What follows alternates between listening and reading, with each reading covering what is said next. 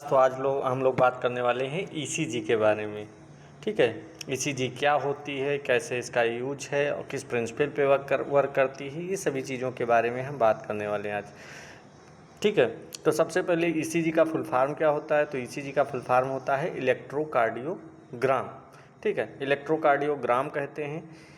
Electrocardiogram is a non invasive, painless and rapid diagnostic test that record the electrical activity of the heart on graph paper or a digital monitor over the period of time।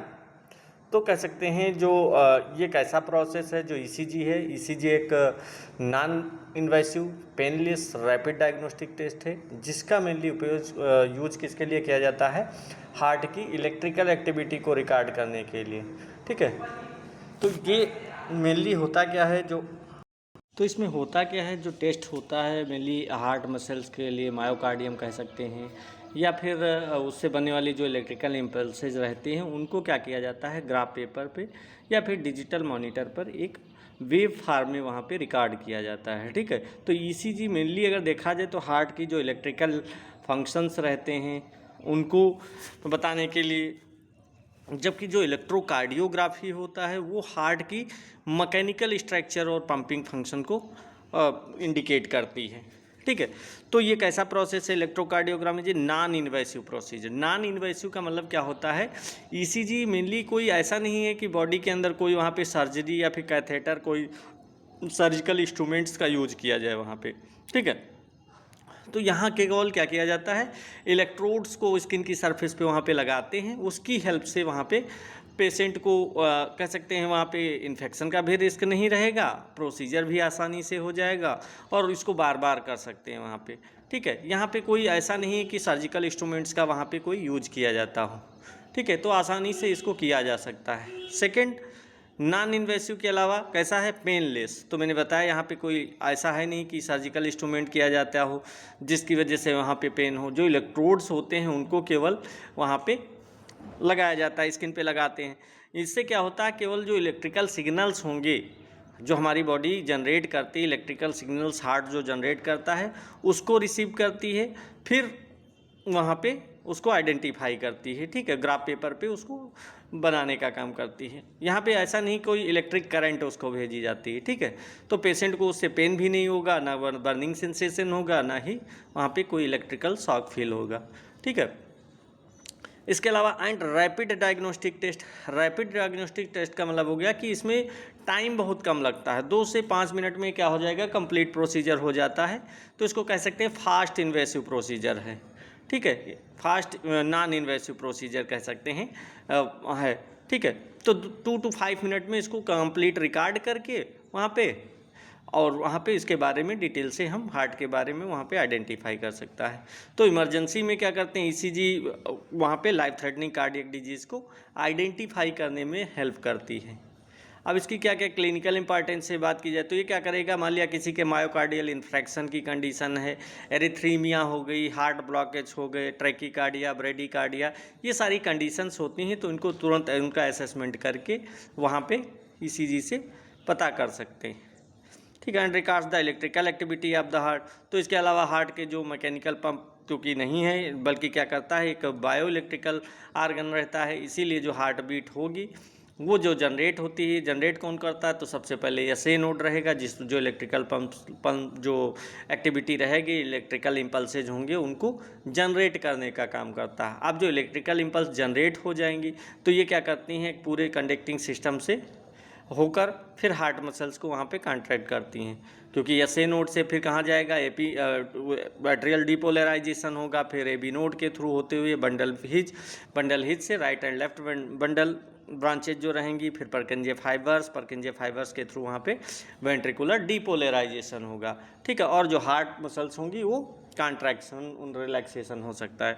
ठीक है, तो ये पूरा process होता है जिसके through क्या होगा, जो इलेक्ट्रिकल एक्टिविटी होगी उसको रिकॉर्ड किया जाता है। कहाँ पर, ऑन ग्राफ पेपर और डिजिटल मॉनिटर। तो 2 तरीके से कर सकते हैं, या फिर इसको ग्राफ पेपर पे रिकॉर्ड कर सकते हैं या फिर डिजिटल मॉनिटर कर सकते हैं। दो तरह से इसको हम देख सकते हैं। सबसे पहले मान लिया ग्राफ पेपर पे करते हैं तो क्या करेंगे, मोस्टली यही अगर ईसीजी देखा जाए तो ऐसे ही मोस्टली होता है कि जो हॉस्पिटल्स होंगे या फिर डायग्नोस्टिक्स होंगे वहाँ पे क्या करेंगे, ईसीजी पेपर पे प्रिंट करके दिया जाता है।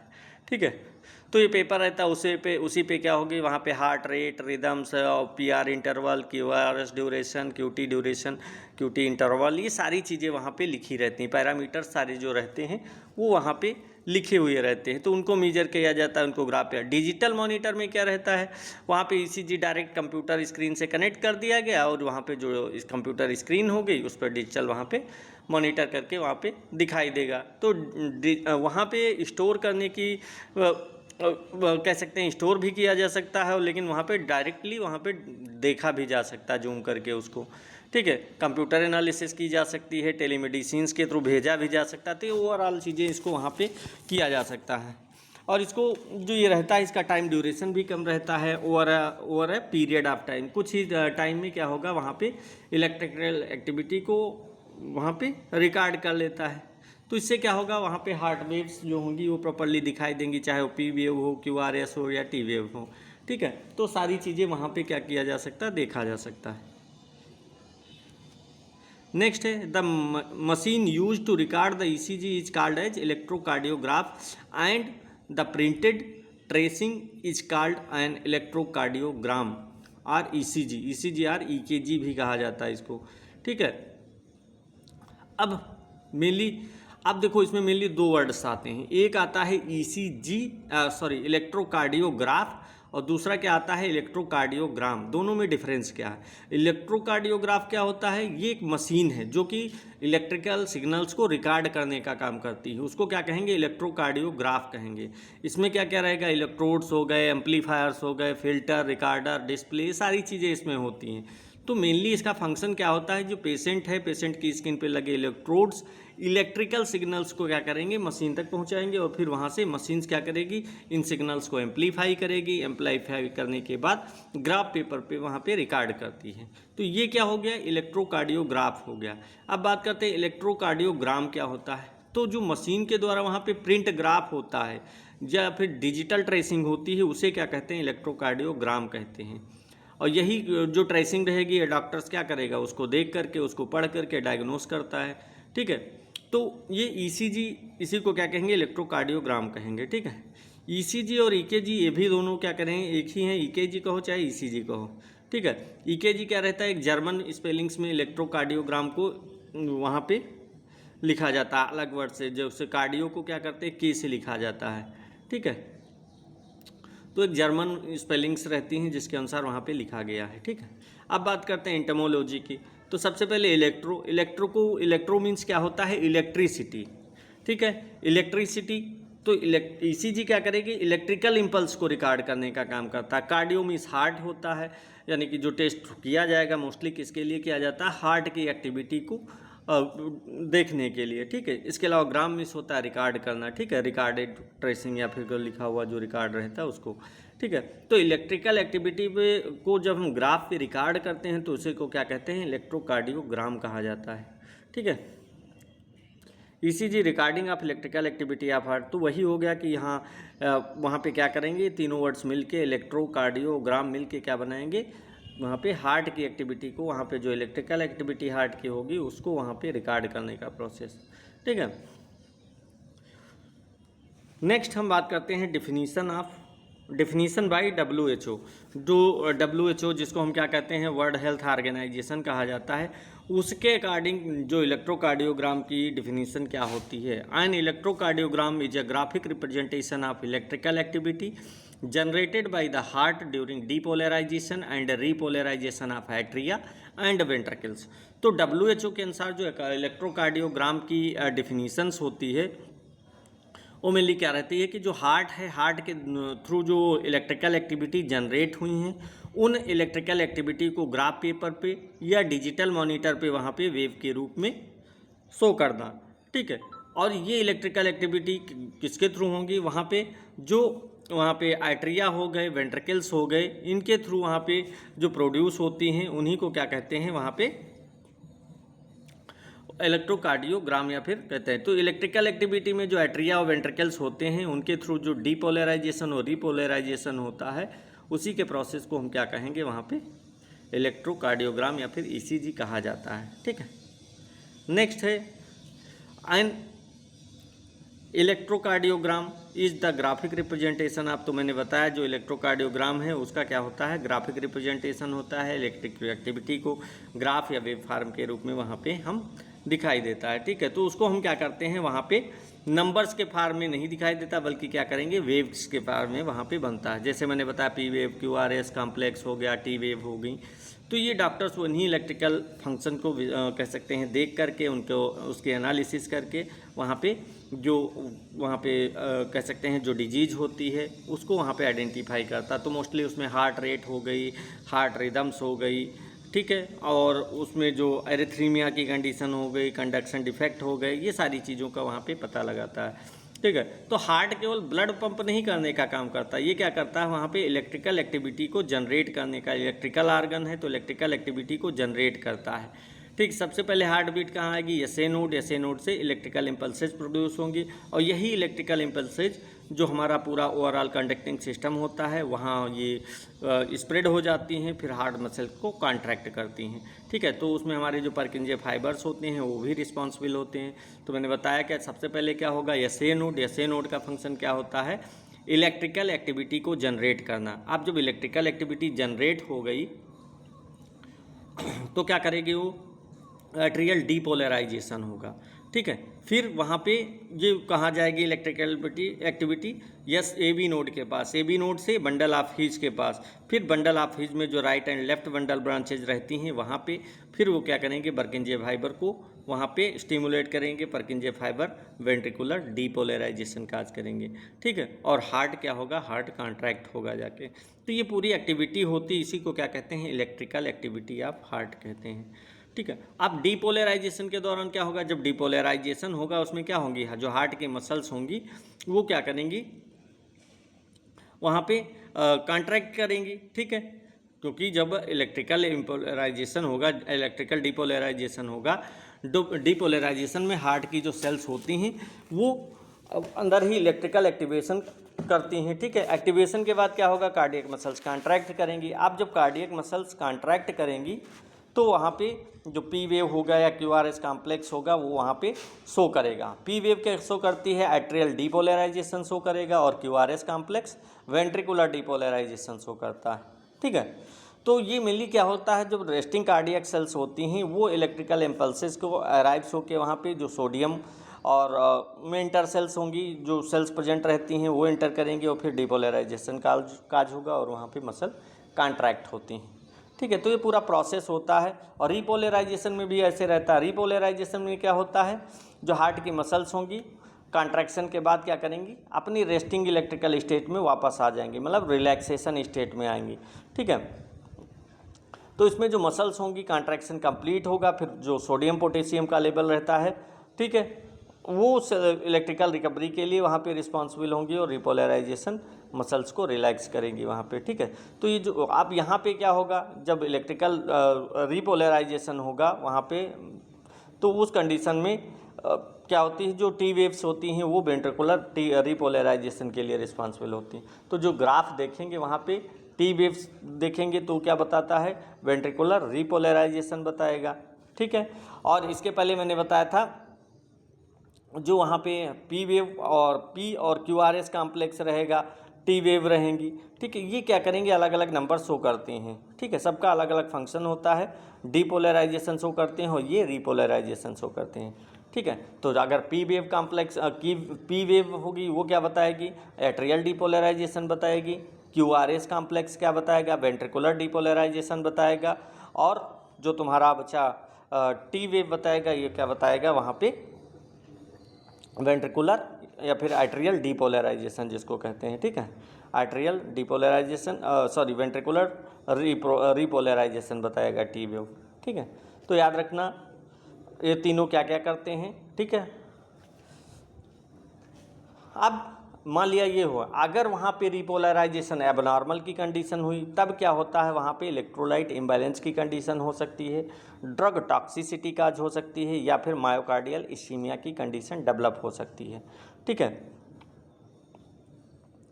तो ये पूरा प्रोसेस होता है ईसीजी में जो कि रिकॉर्ड होती है, वहाँ पे सारी चीज़ें वहाँ पे पता चलती हैं। ठीक है, तो वहाँ पे पी वेव हो गया, क्यूआरएस वेव कॉम्प्लेक्स हो गया, टी वेव हो गई, तो ये अलग अलग वहाँ पे कंडीशंस को डिनोट करती हैं। ठीक है, P wave atrial depolarization, QRS complex ventricular depolarization and T wave ventricular repolarization. ठीक है, नेक्स्ट अब हम लोग बात करने वाले हैं हिस्ट्री ऑफ ईसीजी के बारे में। हिस्ट्री ऑफ ईसीजी मतलब जो ईसीजी है, इलेक्ट्रोकार्डियोग्राफी का डेवलपमेंट के बारे में हम बात करेंगे कि जो साइंटिस्ट हुए उन्होंने हार्ट की इलेक्ट्रिकल एक्टिविटी को कैसे रिकॉर्ड किया, कब कब डेवलप किया इसको। ठीक है, तो इन चीज़ों के बारे में बात करते हैं। तो सबसे पहले 1887 में अगस्टस डी वालर, ठीक है, recorded the first human ECG using a capillary electrometer. ठीक है, तो 1887 में जो अगस्टस थे, ठीक, इन्होंने सबसे पहले जो ह्यूमन था, ह्यूमन का ईसीजी कह सकते हैं, एक लिविंग ह्यूमन कह सकते हैं, वो जीवित था। ठीक है, उसका इन्होंने ईसीजी रिकॉर्ड किया था। ठीक है, वे ये जो थे ये सेंट मेरी हॉस्पिटल में वहाँ पे वर्क करते थे, एक फिजियोलॉजिस्ट थे। ठीक है, फिर उन्होंने क्या किया, एक जो मॉडर्न ईसीजी मशीन थी तब प्रेजेंट नहीं थी, तो इन्होंने एक कैपिलरी ली, कैपिलरी के थ्रू वहाँ पे इलेक्ट्रोमीटर जो इंस्ट्रूमेंट्स रहता है उसका यूज करके इन्होंने इसको कह सकते हैं मेजर किया था। तो मेनली होता क्या, जो कैपिलरी इलेक्ट्रोमीटर होता है ये एक इलेक्ट्रिकल रिकॉर्डिंग इंस्ट्रूमेंट था, जो कि जो छोटे छोटे जो इलेक्ट्रिकल वोल्टेज होते थे, चेंज होते थे, उनको डिटेक्ट करता था। तो इन्होंने क्या किया, एक बहुत सारे पुरानी, बहुत कह सकते हैं थिन ग्लास कैपिलरी ट्यूब ली, जिसमें मरकरी और सल्फ्यूरिक एसिड वहाँ पे फिल होता था। ठीक है, जब उसको हार्ट से प्रोड्यूस इलेक्ट्रिकल इम्पल्स आता था तब ये क्या करते थे, वहाँ पे मूवमेंट को देखकर पहली बार वहाँ पे इलेक्ट्रिकल एक्टिविटी को वहाँ पे चेक किया था। ठीक है, लेकिन ये इंस्ट्रूमेंट बहुत ही स्लो था, एक्यूरेट नहीं होता था, इसीलिए वहाँ पे सारी चीज़ें पता भी नहीं चल पाती थी। ठीक है, तो ये इतना कह सकते हैं, ये एक फाउंडेशन वहाँ पे तैयार हुआ था। इन्होंने जो अगस्टस थे, इन्होंने क्या किया था, सबसे पहले हार्ट की इलेक्ट्रिकल इम्पल्स को रिकॉर्ड किया था। ठीक है, और यही आगे चल के फिर क्या हुआ, ईसीजी डेवलप हुई। और तो सबसे पहले इन्होंने क्या किया था, वही एक ग्लास कैपिलरी ट्यूब ली, जिसमें क्या मरकरी और सल्फ्यूरिक एसिड फिल होता था। फिर जब हार्ट वहाँ पे इलेक्ट्रिकल इम्पल्सेस प्रोड्यूस करता था, जनरेट करता था, तब ये क्या करते थे, वहाँ पे इसको रिकॉर्ड किया था। ठीक है, जो मूवमेंट होता था उसको उन्होंने रिकॉर्ड किया था, उसी को इन्होंने बताया था हार्ट की इलेक्ट्रिकल एक्टिविटी। फिर इसके बाद 1901 में विलियम इथेनवान थे, जिन्होंने सबसे पहले इन्वेंटेड द स्टीयरिंग गैल्वेनोमीटर। ठीक है, इन्वेंटेड द स्टीयरिंग गैल्वेनोमीटर। तो इन्होंने सबसे पहले 1901 में एक स्ट्रिंग गैल्वेनोमीटर का डिस्कवरी की। ठीक है, एक ये डच फिजियोलॉजिस्ट थे जिन्होंने सबसे पहले इसको डेवलप किया था गैल्वेनोमीटर। तो ये ऐसा पहला इंस्ट्रूमेंट था जिन्होंने जो कि हाई एक्यूरेट ईसीजी को रिकॉर्ड करने की प्रोबेबिलिटी इसके अंदर थी। ठीक है, क्योंकि इसमें क्या था, एक बहुत ही थिन क्वार्ट्ज फिलामेंट लिया गया था, जो कि जो बहुत ज़्यादा कह सकते हैं मैग्नेटिक फील्ड थी उसके बीच में रखते थे, जिससे क्या होगा, जो हार्ट से इलेक्ट्रिकल करंट जनरेट होता था वो वहाँ पे उसको रिकॉर्ड करता था। ठीक है, तो इस पहली बार कह सकते हैं वहाँ पे क्लियर वहाँ पे ईसीजी की ट्रेसिंग वहाँ पे मिली थी। ठीक है, तो क्योंकि जो इलेक्ट्रिकल करंट जब जनरेट होती थी तो जो क्वार्ट्ज स्ट्रिंग थे उसमें मूवमेंट होता था, और मूवमेंट क्योंकि मैग्नीफाइड था वहाँ पे, तो इस कारण से जो वहाँ पे ईसीजी की वेव्स होती थी वो यहाँ पे रिकॉर्ड होती थी। तो ये उसकी अपेक्षा कह सकते हैं बहुत ज़्यादा एक्यूरेट होता था और वहाँ पे सेंसिटिव भी ज़्यादा रहता था। ठीक है, develop the modern ECG machine. अब क्या develop the modern ECG machine, फिर जो इथेनवान ने वहाँ पे डिस्कवर किया था। ठीक है, वो मॉडर्न ईसीजी भी कह सकते हैं के लिए सबसे अच्छा विकल्प माना गया था, क्योंकि उन्होंने इंस्ट्रूमेंट्स जो बनाया था वो मॉडर्न ईसीजी के प्रिंसिपल पे ही वर्क करता था। ठीक है, तो इन्होंने क्या किया, सबसे पहले स्टैंडर्ड रिकॉर्ड टेक्निक्स का यूज किया था, और इसके अलावा वहाँ पे स्टैंडर्ड कैलिब्रेशन भी बनाया था, ईसीजी प्रॉपर स्टैंडर्डाइज को वहाँ पे मेंटेन किया था, लिम्ब लीड सिस्टम को डेवलप किया था। तो ये सारी चीज़ें इन्होंने करके वहाँ पे ईसीजी के प्रिंसिपल पे ही बेस्ड उसको बनाया था। ठीक है, इंट्रोड्यूस्ड PQRST वेव्स, और इसके अलावा इन्होंने ईसीजी जब ट्रेसिंग की थी तो उसमें जो वेव्स जनरेट हुई थी उनका नाम भी इन्होंने दिया था PQRST वेव्स। ठीक है, इसके अलावा इसीलिए इनको क्या किया जाता, known as father of electrocardiography, sorry. तो इसीलिए इनको क्या कहा जाता है, फादर ऑफ इलेक्ट्रोकार्डियोग्राफी कहा जाता है, क्योंकि इन्होंने क्या किया था, मॉडर्न ईसीजी मशीन समझ लो बनाई थी, ईसीजी वेव्स की क्लासिफिकेशन किया था। ठीक है, और ईसीजी का जो रिकॉर्डिंग थी उसको स्टैंडर्डाइज किया था। ठीक है, तो अलग अलग वेव्स थी, P wave, Q wave, R wave, S wave. तो ये पी वेव को इन्होंने बताया था एट्रियल डिपोलराइजेशन कहते हैं, QRS कॉम्प्लेक्स को वेंट्रिकुलर डिपोलराइजेशन, और टी वेव को वेंट्रिकुलर रिपोलराइजेशन। ठीक है, वेंट्रिकुलर रिपोलराइजेशन का मतलब हो गया जो वेंट्रिकल्स हो गए वो रिलैक्स होंगे तो क्या होगा, वहाँ पे जो ब्लड होगा वो इंटर करेगा और वहाँ पे हार्ट बीट के लिए कह सकते हैं अपने आप को प्रिपेयर कर रहे होते हैं। आर्टेरियल डिपोलराइजेशन की बात करें तो आर्टेरिया दोनों वहाँ पे कॉन्ट्रैक्ट करेंगे। डिपोलराइजेशन का मतलब होता है कॉन्ट्रैक्शन, और रिपोलराइजेशन का मतलब होता है रिलैक्सेशन। ठीक है, तो डिपोलराइजेशन होंगे तो वेंट्रिकल्स कॉन्ट्रैक्ट होंगे अगर वेंट्रिकुलर डिपोलराइजेशन है, और आर्टेरियल डिपोलराइजेशन है तो आर्टेरिया भी कॉन्ट्रैक्ट होंगी। ठीक, तो ये पूरा प्रोसेस होता है। नेक्स्ट हम बात करते हैं 1924 की। तो 1924 में विलियम्स इथेनवान, इन्होंने क्या किया था, received the Nobel prize in physiology for medicine for his contributions to ECG. तो 1924 में विलियम जो इथेनवान थे उन्होंने क्या किया था, उनको नोबेल प्राइज़ मिला था, किसमें, फिजियोलॉजी में और मेडिसिन में। ठीक है, ये और जो रहेगा ये किसके लिए मिला था, तो जो इलेक्ट्रोकार्डियोग्राफी जो ईसीजी था, ईसीजी के डेवलपमेंट के लिए। ठीक है, और उसमें कह सकते हैं एक कंट्रीब्यूशन के लिए इनको क्या मिला था, वहाँ पे नोबेल प्राइज़ मिला था। ठीक है, तो मेनली इन्होंने क्या किया था, जो ईसीजी की रिकॉर्डिंग थी उसको एक्यूरेट बनाया, मॉडर्न ईसीजी मशीन डेवलप की, हार्ट डिजीज़ को डायग्नोसिस करने के लिए कह सकते हैं आसानी हो गई। ठीक है, और वहाँ पे जो क्लिनिकल कार्डियोलॉजी रहती थी उसमें कह सकते हैं कि इम्पॉर्टेंट रोल ये प्ले करती थी। ठीक है, तो ये कह सकते हैं अगर देखा जाए तो कार्डियक इन्वेस्टिगेशन के लिए वर्ल्ड में सबसे ज़्यादा यूज किए जाने वाला इंस्ट्रूमेंट्स इसको माना जाता है। ठीक है, तो क्योंकि आज कुछ भी हार्ट से रिलेटेड प्रॉब्लम है तो क्या करते हैं, तुरंत वहाँ पे ईसीजी को एडवाइज किया जाता है, क्योंकि ईसीजी को सबसे पहले वहाँ पे प्राइमरी कह सकते हैं इन्वेस्टिगेशन ईसीजी को माना जाता है। तो वहाँ पे पहले ईसीजी को वहाँ पे रिकॉर्ड करके वहाँ पे इलेक्ट्रिकल एक्टिविटी को वहाँ पे डायग्नोस किया जाता है। ठीक है, इसलिए नेक्स्ट अब हम लोग बात करने वाले हैं प्रिंसिपल ऑफ ईसीजी। जो प्रिंसिपल है, किस प्रिंसिपल पे ईसीजी वर्क करता है। तो जो प्रिंसिपल ऑफ ईसीजी है, इस प्रिंसिपल पे बेस्ड है कि हार्ट जो है, हर एक हार्ट बीट के दौरान वहाँ पे बहुत छोटी छोटी इलेक्ट्रिकल इम्पल्सेज जनरेट होती हैं, और ये जो इलेक्ट्रिकल इम्पल्सेज रहती हैं ये पूरी हार्ट मसल्स में स्प्रेड हो जाती हैं, और बॉडी की सरफेस जो रहेगी वहाँ तक पहुँच जाएंगे, जहाँ पे जो इलेक्ट्रोड्स होंगे वो इनको क्या करेंगे, डिटेक्ट करेंगे।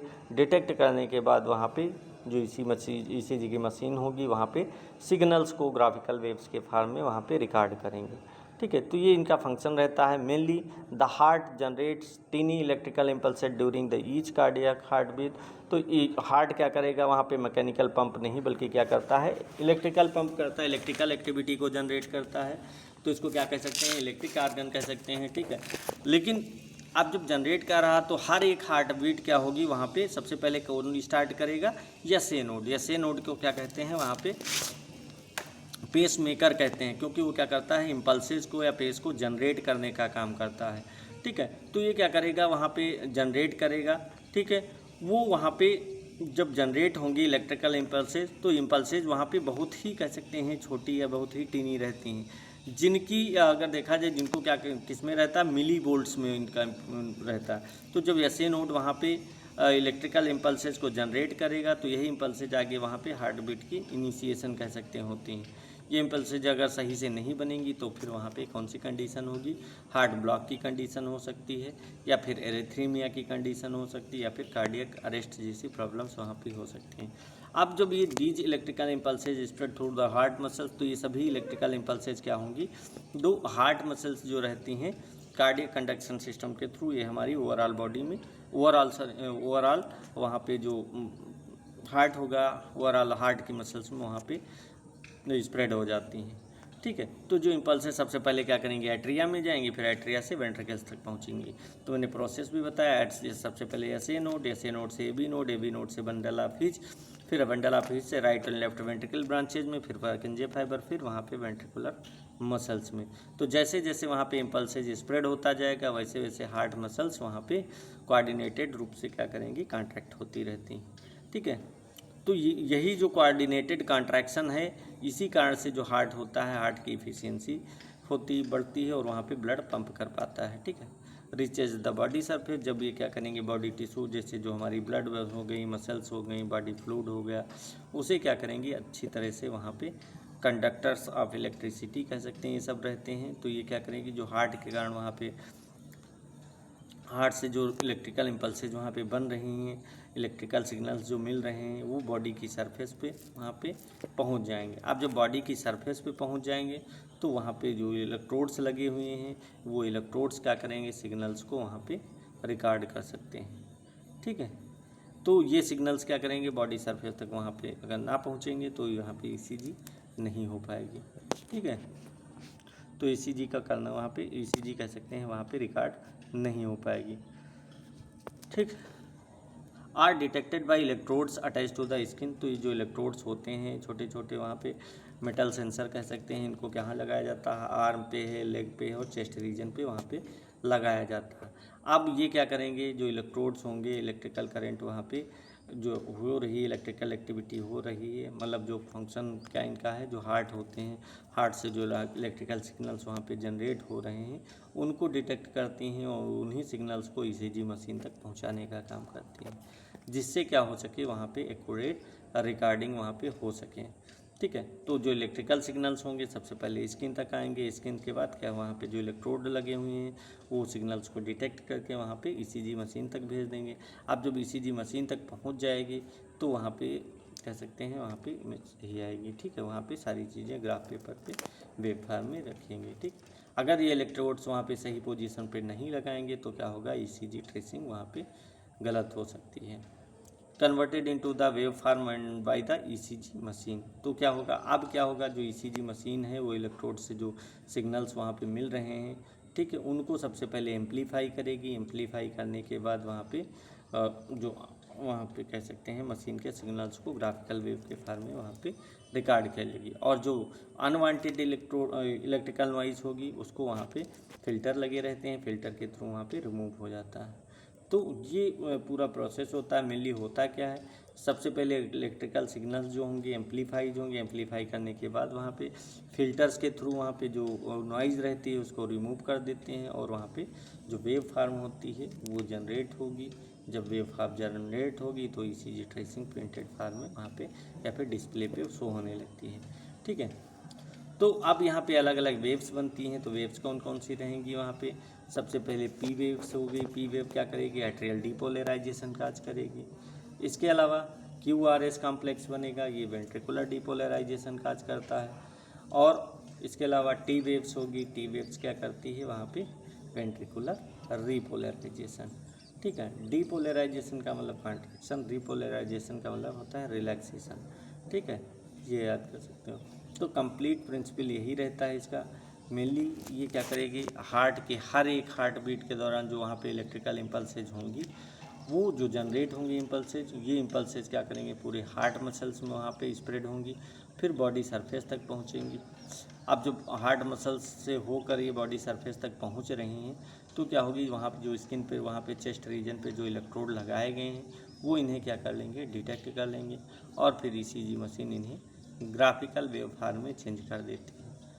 तो जो ये ग्राफिकल वेव फॉर्म ये चेंज हो गई है, ठीक है। इन्हीं वेव फॉर्म के बेस पे क्या करेंगे, वहाँ पे हम बताते हैं कि वहाँ पे मायोकार्डियल इन्फेक्शन है या हार्ट ब्लॉकेज है या फिर एरिथ्रीमिया की कंडीशन डेवलप, मतलब कि हार्ट से रिलेटेड जो भी डिसऑर्डर्स होंगे, कार्डियक डिसऑर्डर्स होंगे, उनको अर्ली और नॉन इन्वेसिव डायग्नोसिस के थ्रू हम यहाँ पे पहचान सकते हैं। क्योंकि यहाँ पे कोई सर्जिकल प्रोसीजर नहीं हो रहा है, तो बिना सर्जिकल प्रोसीजर किए हुए हम वहाँ पे कोई भी जो डिजीज होगी उसको हम डायग्नोस कर लेंगे। डायग्नोस करने के बाद उसको हम ग्राफिकल रिप्रेजेंटेशन देते हैं, ठीक है। तो इतना ही रखते हैं। नेक्स्ट क्लास में हम लोग पढ़ेंगे कि ये जो कंपोनेंट ईसीजी के कौन कौन से कंपोनेंट्स रहते हैं, उनका क्या क्या फंक्शन रहता है, कैसे वर्क करते हैं। ओके क्लास, आज इतना ही, बाकी नेक्स्ट क्लास में।